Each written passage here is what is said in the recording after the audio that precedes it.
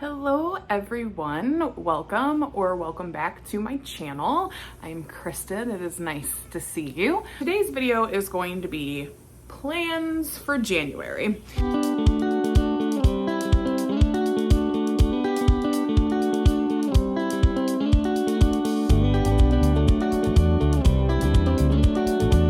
So I'm not necessarily gonna say it's a TBR, I'm not really gonna say things like that, but I am gonna say plans for January. I do have some things up my sleeve. So one of the first things is I'm going to read all 7 Harry Potter books. I'm really looking forward to that. I haven't read them in tandem and back to back for several years. And so every now and then I'll just pick one up and be like, I'll read this one, and then I'll read this one. But as an adult, I haven't sat down and actually read them back to back. And so I'm gonna do that. And I'm trying to decide whether or not I'm going to have one big vlog about it at the end of the year, or if I'm going to vlog my experience reading each separate book. I feel like that might be a little bit more attainable than doing one big vlog, and it wouldn't be as long, because I think what I'm going to do is I'm going to read the book and then watch the accompanying movie. So I want to be able to vlog that entire experience. And so that's plan number 1. I am going to read all 7 of those books for January, and I'm going to vlog my experiences as reading them as an adult and see if they still stand the test of time. So for the rest of January, I'm in 2 book clubs here on BookTube/Patreon. And so I'm part of the Foxenwood Patreon, and I'm part of Olivia Reads a Latte's Patreon, and each of them have book club. And so those are the 2 that I'm a part of. And for the month of January, Olivia Reads Latte's Patreons are reading Ninth House by Leigh Bardugo. And so I'm gonna go ahead and read that as well for that. And then for Foxenwood, we're reading Frostheart. And then we're also reading Keeper of Enchanted Rooms. So those are 3 books that are also on my, I guess, my TBR for the month of January. So I'm gonna try to get those knocked out. So that gives me a total of 10 books for the month of January, which is usually about my average. And so I'm gonna do those books. I'm also gonna finish Fairy Tale. I'm determined. It's a good one. So I am determined to finish that book. That's the plan, friends. We'll see how it goes. So now to go over the books with you a little bit, Ninth House is one that's on my 23 books to read in 2023. It's by Leigh Bardugo. It follows Alex as she navigates Yale and their secret societies. She's got some interesting abilities, so it's very dark academia, it's very secret society. And so I'm very excited to dive into it. I have tried a couple of different times to actually read this book, and I have failed because I guess I just wasn't in the right mind for it. So maybe if it's a buddy read, maybe if it's a book club read, I'll actually finish it. I'm hoping, because February they're doing Hellbent, which is the sequel to Ninth House. Here's hoping. And sometimes with Olivia Reads a Latte, I will read both the book club books, but really I'm probably just gonna focus on like the Phantasme ones, which are the fantasy ones that I like that she does with Mel Reads. And so I will also probably focus on some of the other ones just because some of the other ones are really cute, but we'll see. We'll see. I have my laptop here because again, me and synopses, not friends. We're not friends. Frostheart is written by Jamie Littler, and it is for our Foxenwood patrons. I think it's the Whimsy and Wit, so the more middle grade books that are part of her book clubs. And so this says, way out in the furthest part of the known world, a tiny stronghold exists all on its own, cut off from the rest of human kin by monsters that lurk beneath the snow sea. There, a boy called Ash waits for the return of his parents, singing a forbidden lullaby to remind him of them, and doing his best to avoid his very, very grumpy Yeti guardian, Tobu. But life is about to get a whole lot more crazy adventurous for Ash. When a brave rescue attempt reveals he has amazing magical powers, he's whisked aboard the Frostheart, a sleigh packed full of daring explorers who could use his help. But can they help him find his family? It sounds like it's going to be pretty cozy, which I'm excited for because for January, I'm trying to reset and reboot. And so I'm going to try to read more cozy reads. Yeah, Ninth House may not be that cozy, but it is fantasy, which is what I love. And so I am going to try to do more books that are warm and cozy, are more comfort reads for me. Like all of the Harry Potter books are big comfort reads for me. And so I'm going to try to focus on that in order to reset and reboot, because I definitely hit a reading slump at the end of the year. And so I just wanted to make sure that I'm doing reading books that I want to read and reading books that are going to feel like a warm hug. And so I feel like that Frostheart kind of follows that. And so that's why when she released it and I read the synopsis, I was like, I'm adding it to my list. Fox and Wood has two different book clubs. One is the Whimsy and Wit that focuses more on like middle grades, and then it's like 1 month it's a book, 1 month it's a movie, 1 month it's a book, 1 month it's a live movie, so that we all get together and watch a movie together. And then the other one is the Fox and Burrow, which focuses more on like young adult, cozy, whimsical adult, those kinds of books. So it's like adult, young adult, fun, cozy, whimsical, or what we hope will be. And so for that, for Alexandra Roseland's Patreon, we're reading Keeper of Enchanted Rooms by Charlie Holmberg. And so I started that. It's on Kindle Unlimited. And this one is about a house of haunted history and ill temper. Make yourself at home in this beguiling novel of love, magic, and danger. So Rhode Island, 1846. Estranged from his family, writer Merritt Fernsby is surprised when he inherits a remote estate in the Narragansett Bay. Though the property has been uninhabited for more than a century, Merritt is ready to call it home, until he realizes he has no choice, with its doors slamming shut and locking behind him. Wimbrel House is not about to let Merritt leave, ever. Huldah Larkin of the Boston Institute for the Keeping of Enchanted Rooms has been trained in taming such structures in order to preserve their historical and magical significance.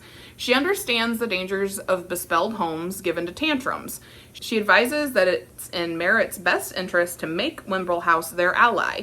To do that, she'll need to move in too. Prepared as she is with augury, a set of magic tools, and a new staff trained in the uncanny, Huldah's work still proves unexpectedly difficult. She and Merritt grow closer as the investigation progresses, but the house's secrets run deeper than they anticipated, and the sentient walls aren't their only concern. Something outside is coming for the enchantments of Wimbrel House, and it couldn't be more dangerous than what rattles within. I'm excited to read that. Again, seems warm and fuzzy. I'm on chapter 2, and so Merritt has moved into the house, and it has done some interesting things to him. Some of the furniture started melting, the dining room table took his wallet, things like that. Huldah has shown up and has explained who she is and who she works for and what she's there to do, and he's very much under the impression that he's going to leave. He's done. He doesn't want to do this. He doesn't want to live there, but she's going to basically say, you kind of need to. We're going to tame it. We're going to be fine. There's also an interesting prologue, so I'm curious to see how the prologue plays into the rest of the story. It also follows magic, so everybody knows that there's magic in the world, but normally it doesn't show up in the United States. It usually stays in England or in, Europe, European areas, things like that. So it's very interesting for them right now because it's an interesting house in Rhode Island that they don't normally see this kind of magic. So it'll be interesting to keep reading and get more ahead of the story, and I can't wait to talk about it with everybody. So then that being said, I do need to finish Fairy Tale. I've talked about this one. I love this one. I'm getting there. It's big. It's a big boy, and so I'm pushing my way through. It's good. It's so good, and I want to finish it so badly. But because it is such a big boy and I've kind of shut my brain off, I've had a hard time reading again. But January, reset, renew, reboot. That's what we're doing. With that in mind, you're also going to join me on a little bit of a health journey. So a couple years ago, I started the Weight Watchers program and I lost quite a bit of weight. And I was really proud of myself, and I was healthy. I was drinking lots of water. I was going for frequent walks. I was doing all of that. Well, then life kind of happened and things went out of control and I stopped doing it. Now I am back on that. I am going to be making healthier meals. I'm going to be making healthier snack choices. You're gonna see some grocery hauls coming up because I wanna start including that in 2023. I'm hoping that that will also play into it. You'll see me cooking meals, you'll see me getting snacks, you'll see all of that. Yesterday we went grocery shopping and we went to Trader Joe's and we went to Sam's and we went to Walmart and we went to Aldi, and I found some healthy snacks. I am back on Weight Watchers. I am going to be more active. Instead of doing a resolution that says I'm going to lose weight by this time at the end of the year, it's just going to be month to month for me. So Justin's going to move my stationary bike downstairs, and so my goal for January is just to get on it 2 days a week. Tuesdays and Thursdays. I'm just gonna spend some time down there in the basement and I'm just gonna do 45 minutes. And then we'll see what I can do in February. And then eventually my best friend and I will start walking again. We go to a lake and we walk around the lake, and it's about a 3-mile walk. And we try to do that one night a week. And then when it's nicer out, I'll walk in the mornings after I take Cadence to school, which is something else I used to do. And so I'm gonna try to get myself back on track, and I really am gonna bring you guys with me on that, on this lovely, lovely journey. We have also made the decision to let Charlie move downstairs, and so you're gonna get to see that transition from a playroom with no walls, nothing to it, to an actual bedroom for my 13-year-old. And then we're gonna transition their room into a office / playroom / extra bedroom. We're gonna see. I'm hoping to show more organizational type of things, more lifestyle things, not just reading, more mom things, because that's kind of what I'm all about. I am a mom. I love my kids and they make me who I am.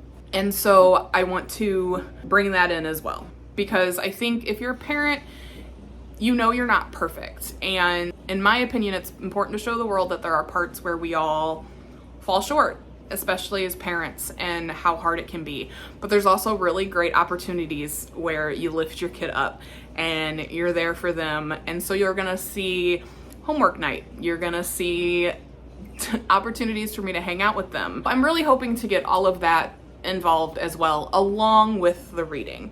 So I'm gonna try to do more come book shopping with me, come grocery shopping with me kind of things. I'm gonna show you guys my hauls. Like yesterday when we went grocery shopping, I bought plantain chips. I've never had plantain chips, but they're good. They're really good. And I bought good little snacks, healthy snacks. We bought fruit, we bought chicken, we bought pork, we bought all kinds of stuff. So we're gonna eat home more, we're gonna make healthier meals more, and we're all just gonna focus on getting back to health. If I had to pick a resolution, my resolution would be health. And I mean mental health, physical health, spiritual health, all of it. That is my goal for January. That is the plan for January, is to start reading the Harry Potter books and then the books for my book club, and then to finish Fairy Tale, and then also make sure that I am 2 times a week down on my bike. I'm making healthier meals, I'm making better choices, things of that nature. So I am hoping that you will enjoy the journey. I am hoping that it's worth your time. I am hoping all of these things. I am going to focus on health, my own health, my kids' health, my husband's health, our mental health, all of that. I hope you enjoy the ride as much as I will. I hope. So until next time, friends, leave me a comment down below. What are your plans for January? What are your goals? I am not necessarily making a resolution, but I'm going to make monthly goals. That's what's going on. I feel like that's more attainable. I have a better chance of actually meeting the goal if I just make it a goal instead of a resolution for 2023. What are yours? What are you reading for January? Are you interested in the things that I'm planning on doing? Do you want to see recipes? Do you want to see me making things? Let me know down below. As always, like and comment, subscribe. Make sure you're sticking around for everything that's coming in 2023. I'm really, really excited because we have big plans. So like, subscribe, comment down below. Until next time, guys, I hope you live, you love, and you read lots and lots of books. Bye.